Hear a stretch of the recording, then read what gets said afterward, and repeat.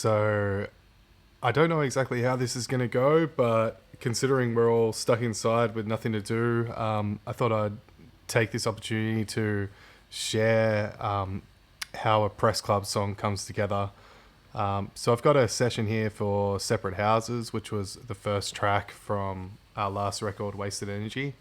And yeah, I'm just going to take you through all the parts of the songs and how the mix comes together in the end. So this could be super interesting to some people or the most boring thing you've ever watched, but yeah, let's just see how it goes.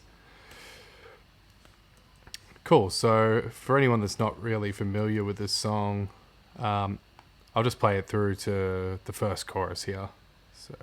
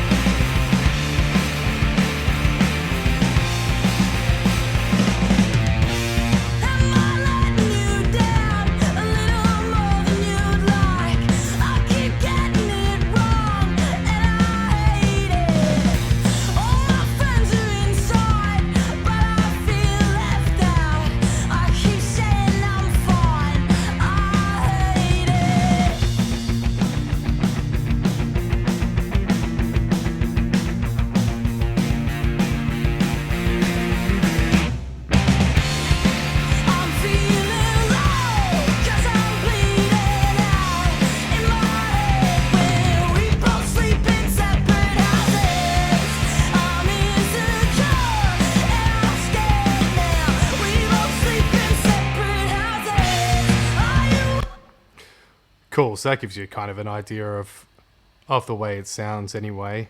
Probably the first thing to go through is how we recorded it. So I've got some photos here from Woodstock Studios where we recorded. So it's in Balaclava in Melbourne, Victoria here. And so yeah, these I didn't take these photos. These are just from Woodstock's website. Unfortunately, I had a film camera with me, and basically none of the photos from our session came out. So luckily, I think Natalie captured some, but really don't have as many detailed photos as what I would have liked from the session. But yeah, this gives you kind of an idea of the space here. So basically, we were all set up in this control room here. So with Frank isolated on drums there in this drum room. Really, really beautiful studio. And they have this wonderful 70s Neve console in there. And that was kind of one of the reasons why we chose to work in this space. So yeah, I think I've got one really, really crappy photo of the drum setup here, which I had to pull from a video screen grab, so apologies for the quality of this one. It's not the greatest. But you can kind of see the way that the drums were actually set up in the room. Kind of sounds pretty nice coming out from that corner here. And I think this is a bit later in the session where the overhead mics actually changed. You can see here. It looks like a ribbon mic to me. Where we started off with a pair of Sonys and one of the power supplies died halfway through the session. So that was a bit of a bummer, but we were able to kind of pivot and swap out to these ribbon mics. But yeah, I mean, you can see, what have we got here? We've got, that's a Bayer M88 on the kick drum there, just in the sound hole. A Bock IFET on the outer kick drum there. Couple of Sennheiser 421s for back tom and floor tom. What else? So I'll just have to check my session notes here. So it looks like we had an AEA R88 on the stereo rooms here. So that's a stereo ribbon microphone there at the front. Hats. So it looks like a Geffel PM750. And so we can see in the session notes here that the C37s were up for separate houses. So probably one of the earlier songs we did in the session here. Other microphones, I really can't remember what this thing is called. It's a mono ribbon out the front of the kit here. I'll have to go back to Richard from Woodstock and ask him what that thing was. Sennheiser 441 on top snare here. And I think it was just an SM57 on the bottom snare head there. Over the kit, we've got an RE10, so an Electro Voice RE10. And that's just doing like a, I don't know what you call the dick mic or the verse, if you want to call it that. But we'll get to the way that sounds in a minute. Cool. Other things on the session. So I do have a photo of the bass rig set up here. So we've got an Ampeg there. Have to forgive me, I've forgotten that model. But it looks like we've got a U47 on the bass cab there. And then I was definitely grabbing a DI line as well from that. But we'll get to the nitty gritty of what that's actually going through when we get to bass in this section there. As for guitars, so I had a couple of setups here, one for tracking live and one for overdubs. I think most of the time I was tracking live through my 70s Princeton here. We can see a Sennheiser 421 here and a Royer 121. The other setup here, so it's a Brownface Deluxe. That's an original Fender Deluxe. It looks like an SM57 and KSM 56. So that would be a Neumann on the other guitar there.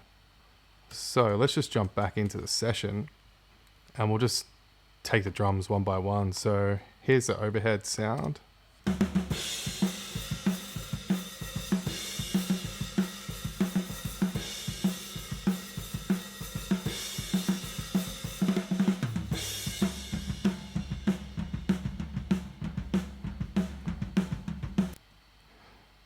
And in terms of processing here, it looks like we've just got SSL channel doing some filtering, 43 hertz and down to 17.4 kilohertz there.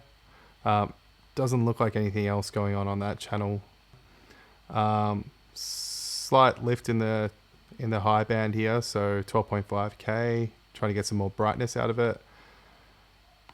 And yeah, this is the kind of EQ moves you'll sometimes see on a finished mix. It's something that looks pretty extreme, but yeah, it's a 5 dB boost from 2.4K there. So really trying to get some brightness out of that. Have a listen to what that sounds like when it's muted.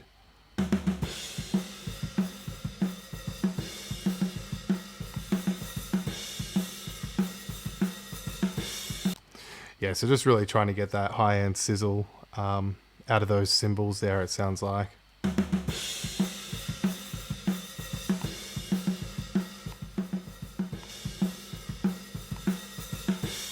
Moving on to the kick drum here. So this is the M88.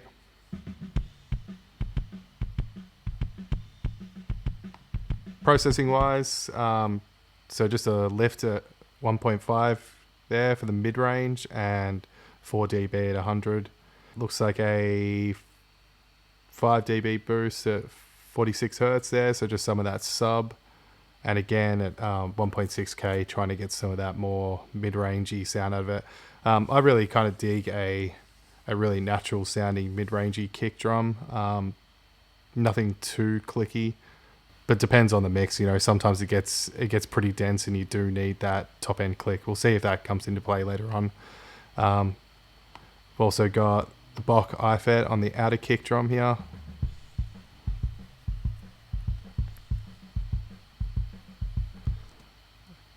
And those together.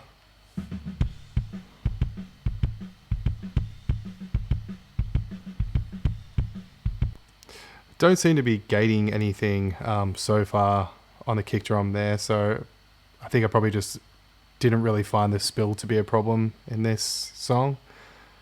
I'll move on to the snare drum here.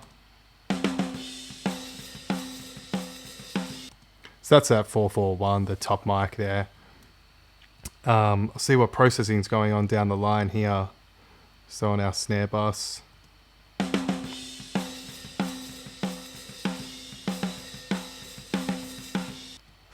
So yeah, using a bit of EQ here. So 5K, a lift there. Probably trying to get some more attack and brightness. 1.5K, just a 2 dB lift, trying to get some mid range, I'd say, and 200 hertz generally is where that sort of, low end, I guess you'd say, power comes from in a snare drum for me anyway. Let's bring in the bottom mic, hear how that sounds isolated. And together.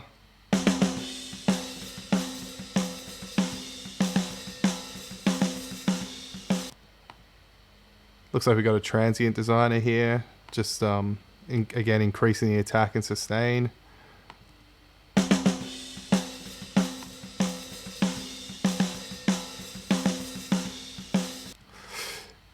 Really useful tool there. And then some more EQ. Again, just more lift in the mid range and top end there. So generally I'll do some sort of initial shaping here, and then EQs at the end of the chain here are normally just finalizing touches. So when a whole mix comes together, you might find that the snare just needs a little bit more of something, or any instrument, just to get everything to really sit together. Don't seem to be carving too much stuff out yet here. See what's going on our rack tom here. Just zeroing in on a bit where we have one.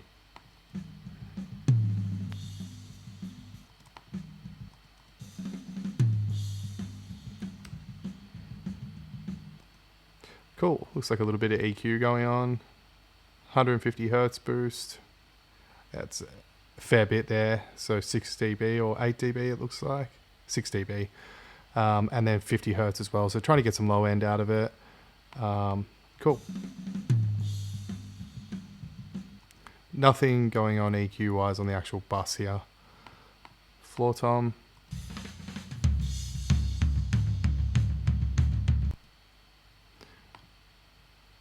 Cool. So 5K lift, 3K lift, 1K lift, and 100 hertz, 6 dB. So yeah, fair bit of EQ having to happen there. And then we've got this 350 hertz. So probably just trying to clean up some of the mud there. And then more of a lift at 1.5K. So again, not really gating here. I guess for the press club stuff, I really like to hear a natural kind of live sound. So cutting out a bunch of that spill isn't really something that I do. I kind of leave it all in there. It's a bit of a warts and all recording vibe. So the more live and real it can sound, it kind of suits the way that the music is played. So yeah, probably won't see too much cleanup going on here, that I might do for something that's more produced. Hi-hat microphone. Let's find a bit where he's playing at.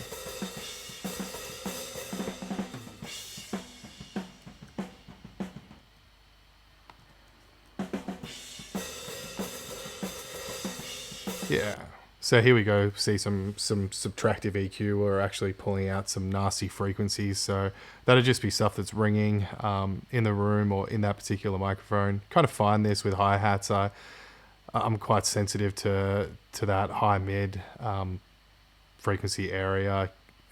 Especially with Frank, the way he plays, he's kind of on it a lot and he's quite heavy-handed on it. So it can take up a little bit too much room in those high frequencies every now and again. Cool, let's have a listen to the room mics.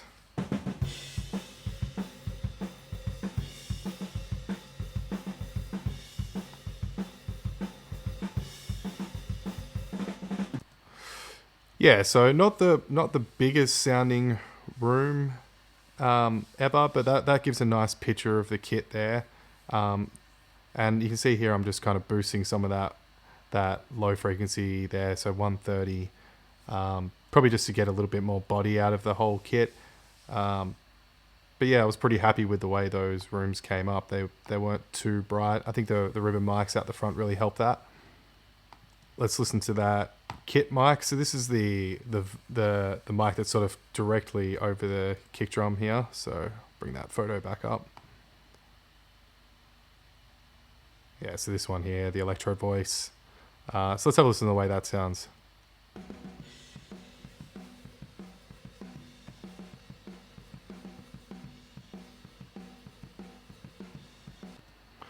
So I dare say that I would have been processing this pretty heavily on the way in with some compression and EQ. So unfortunately, I don't have that written down here.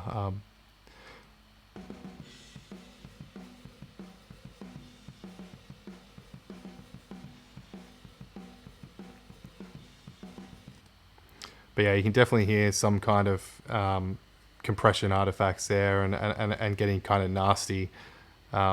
That can sit nicely in the mix sometimes. Those kit mics just gives you a little bit of character, I find. Cool. Here's this mystery ribbon overhead. I'll have to get Richard to chime in on this one. So I think this thing sounded incredible, though. The amount of low end that it captured was just out of control.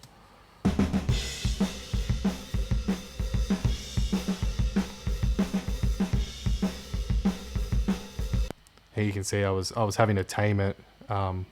With a high pass filter there, just because it did have so much low end in it. So check this out when I mute it or bypass that plugin.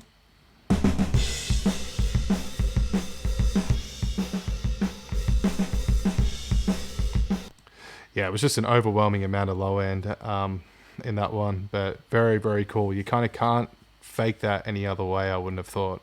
And it was kind of nice. It saved me from having to have any kind of sub microphone on the kick drum there as well. Next thing along here, it looks like we've got a print of some reverb.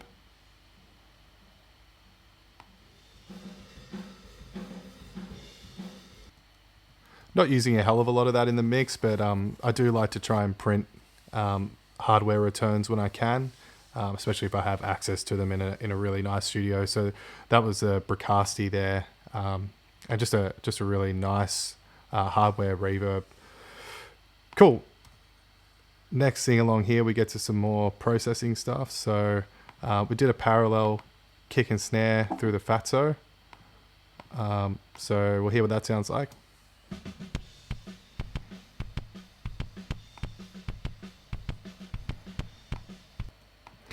Yeah, so going for a sort of squishy, attacky kind of sound there. So just to bring out that natural attack of the kick drum.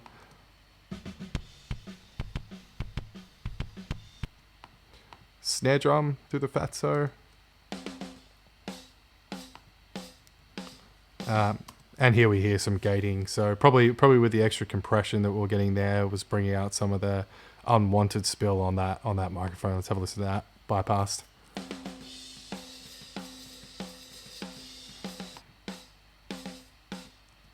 Yeah, getting kind of nasty there. You can see doing some pretty heavy filtering again. Just sort of taking off the edges actually, but down to 10K there. So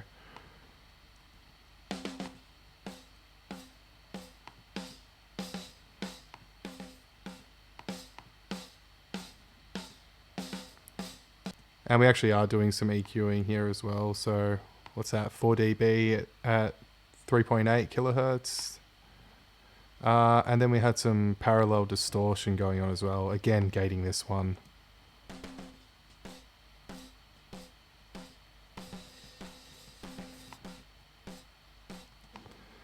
Yeah, so just trying to get some more aggression out of that snare, make it sound like it's being hit a little bit harder.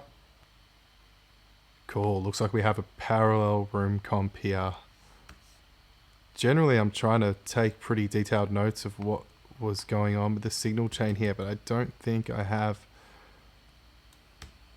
information on what that was tracked through. But this is just a parallel send of the rooms, compressed.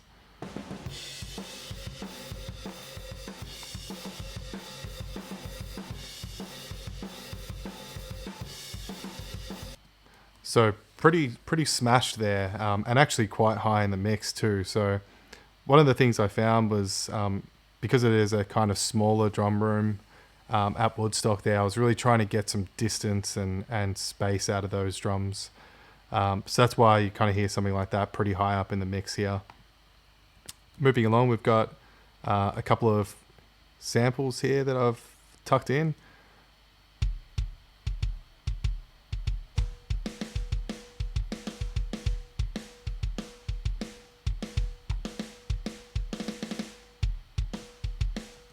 Cool. That was probably just trying to really make those kick and snare really consistent, especially with how dense this song is. It doesn't have a lot of elements going on at the same time, but really kind of fuzzy bass and fuzzy guitars, and kind of playing all the time. So yeah, I kind of find that sometimes you do need a little bit of help there with just getting the transients, especially to poke through and sound really consistent. Samples can be your friend. Cool. Moving along here, we'll have a look at what's happening on our processing on the drum kit, and we'll bring the whole kit in together, including, I think we've got a parallel distortion bus that I've set up here as well, so I'll just toggle that kind of in and out.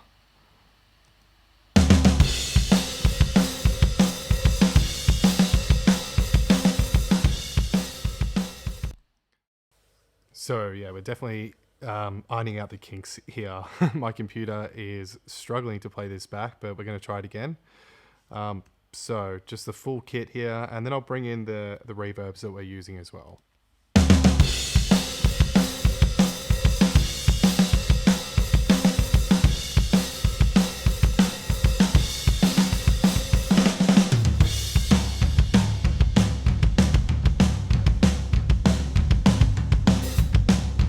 And bring in the snare verb.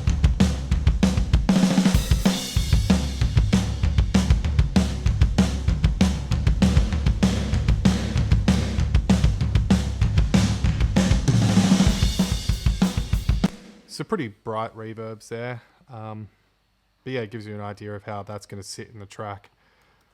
So moving on, let's jump into bass. So here we've just got straight up DI.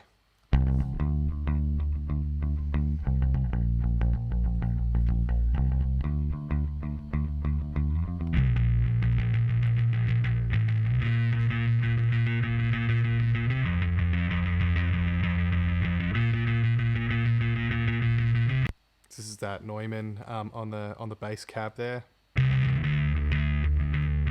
and together.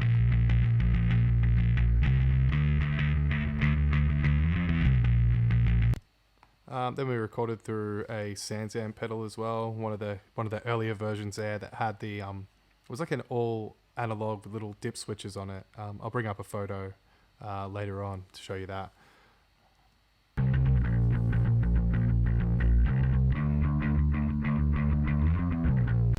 And then, just because we're gluttonous here, we've got a stereo chorus.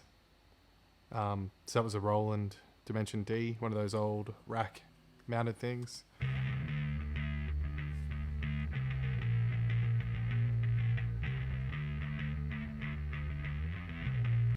Yeah, and all together that sounds like this.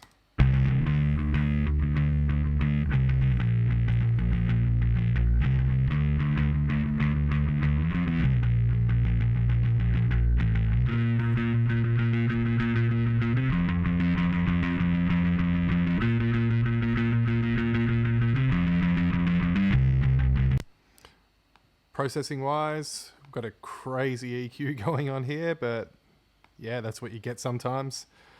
So boosting the sub frequencies there. Looks like I haven't got that high pass filter activated. Might come on later in a section. Another boost at 57 hertz. Slight cut at 100 hertz. That's probably to let the kick drum poke through a little bit. Another cut there, 255. That's probably making room for some low range stuff on the guitar there, and then a boost in the upper mid frequencies there at 2K and 6.4K there. A little bit of trusty decapitator for a little bit more overdrive.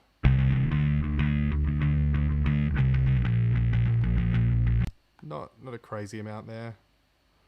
What have we got here? We got some more EQ going on. So quite a bit of a boost at 50 hertz again. 550 hertz.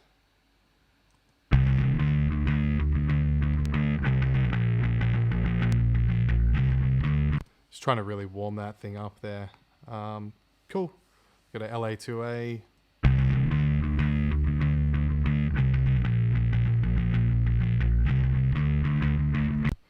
Yeah, just really controlling the dynamics of that one there. And then some slight stereo imaging here as well, which is a thing I don't do very often, but let's have a listen to that bypassed.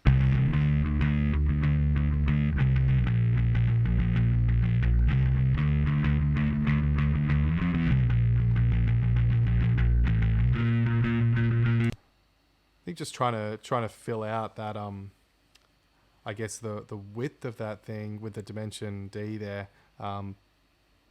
I think sometimes because it's sort of like a one guitar band, really, one guitar and one bass guitar, trying to get some bass happening on the sides isn't really out of the ordinary there, rather than just straight up the center.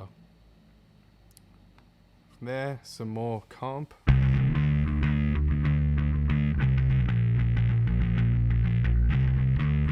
Really just dealing with the attack there.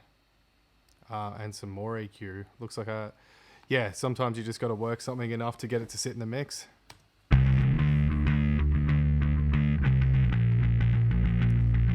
And on the side here, we've got some parallel comp just coming straight up the center here. No imaging stuff going on there. And absolutely slamming the bejesus out of it. And more EQ, 50 hertz and 330. Cool. Moving on to the guitars here. So this is probably our main rhythm, I'd say. Let's have a look. Nope, that's our verse guitars there. So let's go for from the top down here. Intro guitar.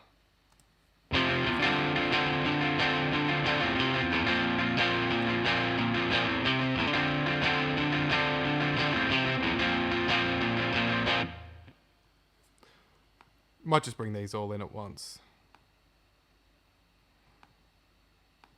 Just give you an idea what's going on.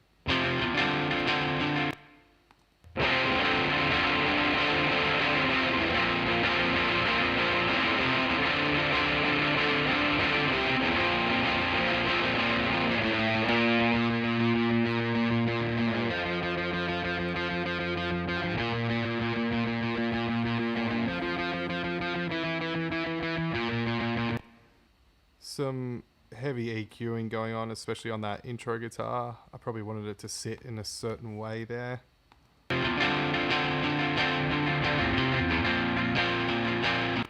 Because it's kind of out there on its own. And then we get to some more frequency limited stuff here.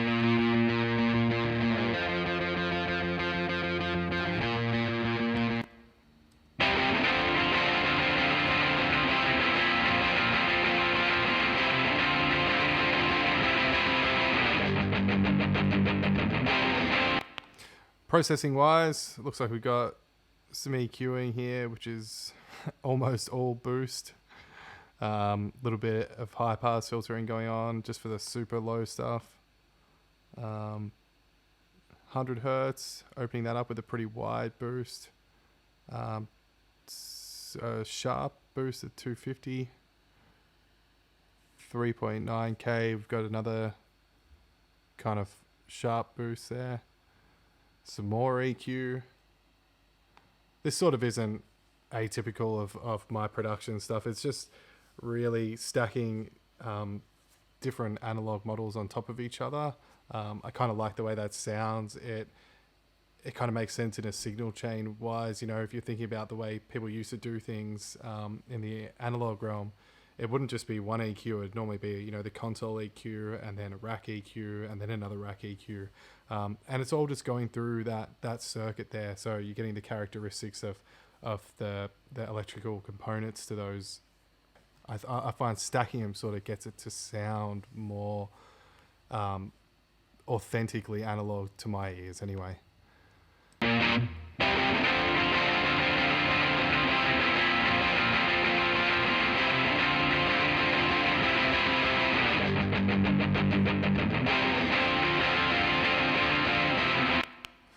Cool. So we've got a compressor going on here, and from memory, that one is sidechained to the vocal. So just trying to give that vocal room to breathe through a bunch of really, really dense guitars. Some more EQ here, just opening up the high end and mid range there. Cool. Phase Mistress. I'm guessing that comes into play later in the song. All right, that's guitars. A little bit of verb here from a spring reverb, just overall blending the whole thing together. Looks like we've got a kind of guitar effect track here.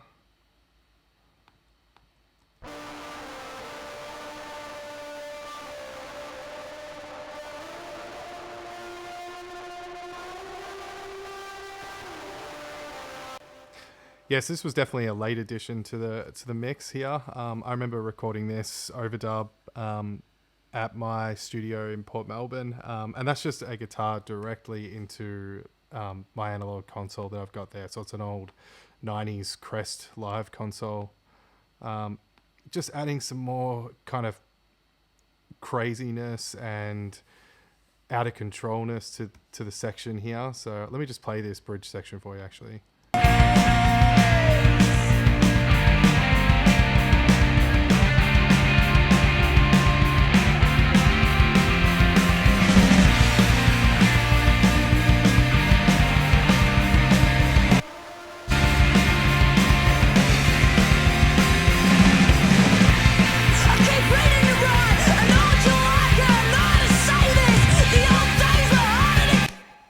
Yeah, so I mean, it's not super high in the mix, but it's just filling out that section and making it feel a little bit more chaotic. The whole idea with that kind of section of the song is that it really kind of goes off the Richter there and gets a little bit loose. Tempo is all over the shop, so I'm just trying to emphasize the kind of craziness of that part of the song. All right, moving on here, we can jump into vocals. So I think pretty much 90% or all of the vocals that were cut live with us in the room were on a SM7 in the control room there. I don't know if I have a photo of that up here. But yeah, there's Natalie taking a funny selfie with a guitar there. But basically, she was sort of standing around there. You can actually just see the microphone in the background here. So that's where she was standing, was sort of facing away from the drums. So the mic was rejecting any kind of spill that was happening from the drums there. But yeah, let's have a listen to the way that sounds. Am I letting you down a little more than you'd like? I keep getting it wrong and I hate it. All my friends are inside, but I feel left out. I keep saying I'm fine, I hate it. Cool, so that's basically the sound there, and you can kind of hear at the end, you do still get a little bit of spill coming through from the drums. I hate it. Parallel to that, we were tracking the Culture Vulture as well, a distorted sound. Let's have a listen to that. Am I letting you down a little more than you'd like? I keep getting it wrong and I hate it. See, kind of rolling off a lot of the low end here, up to 162 hertz there, and a little bit of a poke through it at 4K.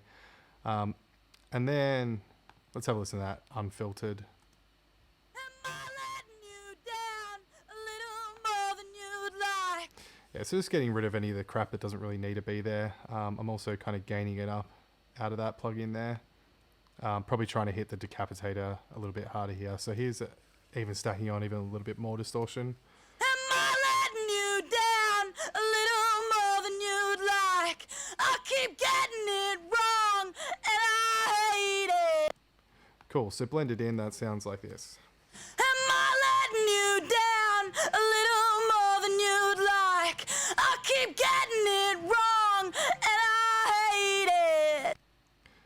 And signal chain for the vocal here is, so we got high pass, low pass filters, taking out some of that 4K corner there that kind of can hurt your ears a little bit if it's too much.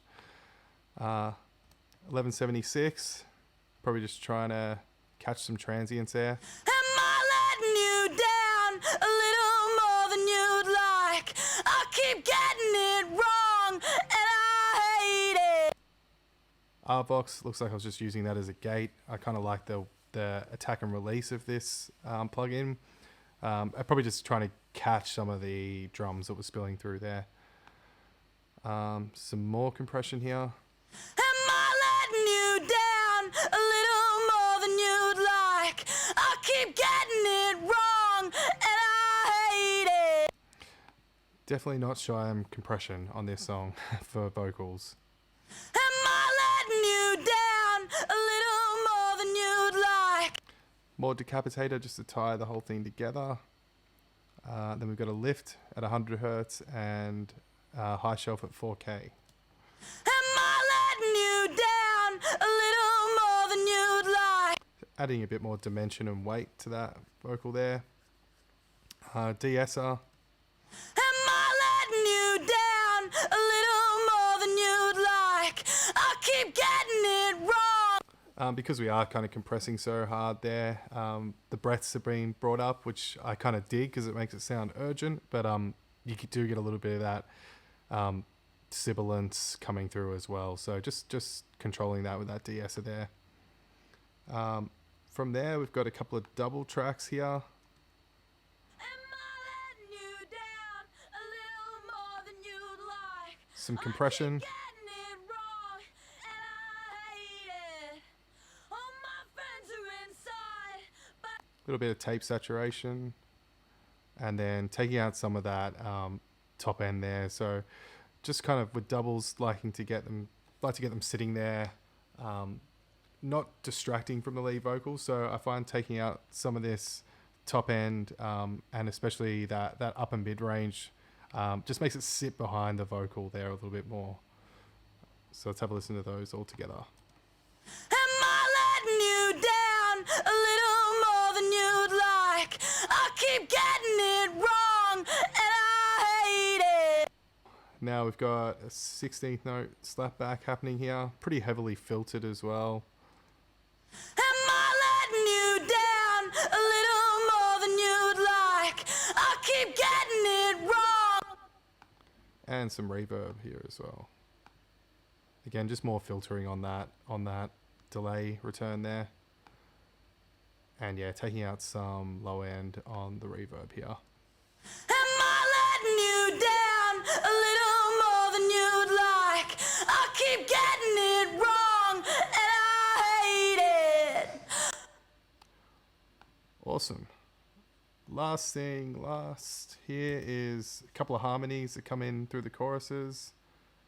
This is my moment to cringe here. We'll see what's going on with them. We both sleep in separate houses. Fantastic. So yeah, cutting some lows out of that. My voice has obviously got a bit more low end going on, so probably just trying to match it to Natalie's vocals a little bit more and get them to sit there. Opening up the high end here at 3.6 and 9K, or almost 10K actually. Compression, again, a similar kind of chain and a hell of a lot of distortion on this one. We both sleep in separate houses. Cool, so altogether, sound like this. When we both sleep in separate houses, I'm insecure and I'm scared now. We both sleep in separate houses. Are you out of my league? Sweet. So that's essentially everything that's in this song. Really, the arrangement's pretty simple as well. As you can kind of see here, it's just really guitars and bass and vocals. Nothing really extra comes in. So let's just have a listen to it from the second chorus out. I'm feeling low, 'cause I'm bleeding out in my head. When we both sleep in separate houses, I'm insecure and I'm scared now. We both sleep in separate houses.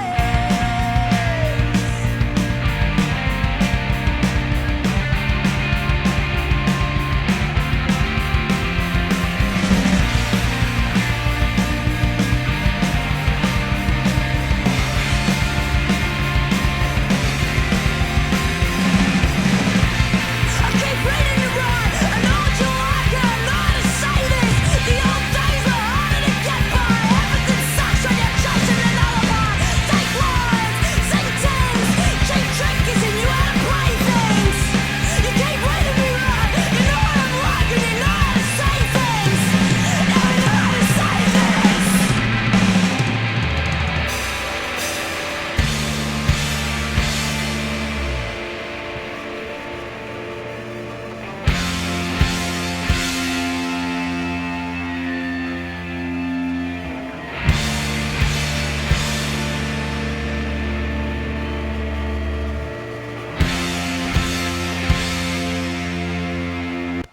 Here's where you can really hear that overdub guitar kind of filling out some of that ambience.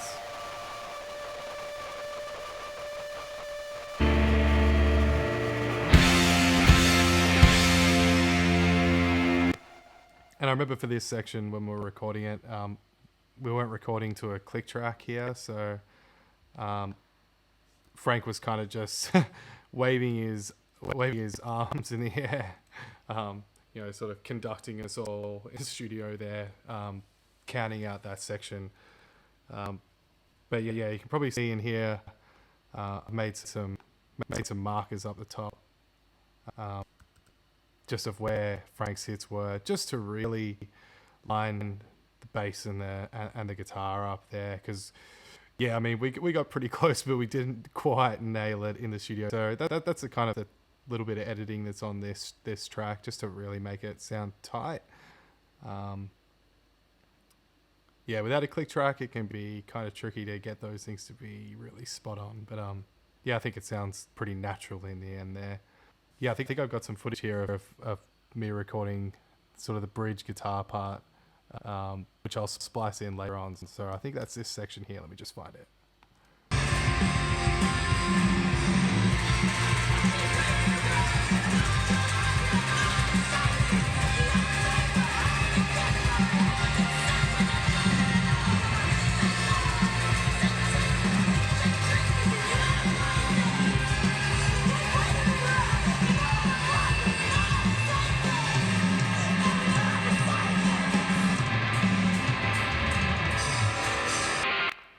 Yeah, that was a fun part to record, so check that out. Yes, that's basically the whole song covered there. Hopefully that was somewhat informative and insightful. Let me know if you're interested in these kind of deconstructions, and I'll dig into more of them, because I've got nothing but time at the moment. Thanks for watching. I'll see you next time.